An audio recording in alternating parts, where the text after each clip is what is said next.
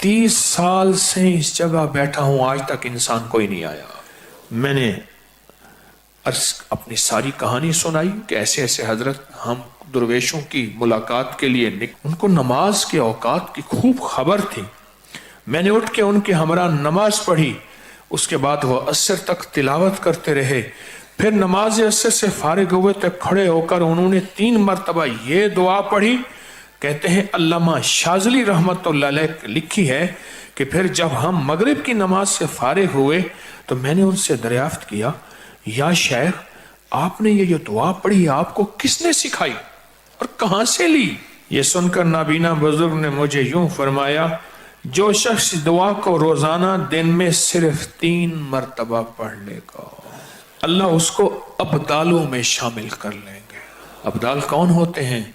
अल्लाह जिनके जरिए से निजाम आलम चलाता है। मैं जो ये दुआ पढ़ेगा है, तुम दुआ की हकीकत की ताब नहीं ला सकोगे।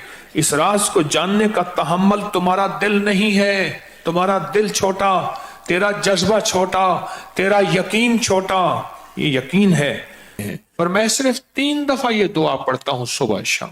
इस 3 दफा दुआ पढ़ने में कौन सा वक्त लगता है, कौन सी देर लगती है? ये सारे, और एक वक्त होगा जब आपकी जुबान पर रवा होगी, फिर 2 मिनट लगेंगे सारे। अल्लाह से मांगे कि अल्लाह जिस तरह तूने उस अपने अब्दाल को गार में 30 साल बगैर किसी इंसान के खिलाया, अल्लाह इन दुआ के सदके में मैं तुझसे मांगता हूं अल्लाह मेरी नस्लों को और मुझे ऐसे खिला कि अता करेगा और बिन मांगे अता होगी। आज के बाद 3 बार सुबह शाम छोड़ देंगे। नमाज के बाद सिर्फ 3 बार 3 दफा पढ़ते हैं, तवज्जो से पढ़ते हैं, ध्यान से पढ़ते हैं और अल्लाह से मांगते के हैं अल्लाह कभी हाथ खाली ना हो।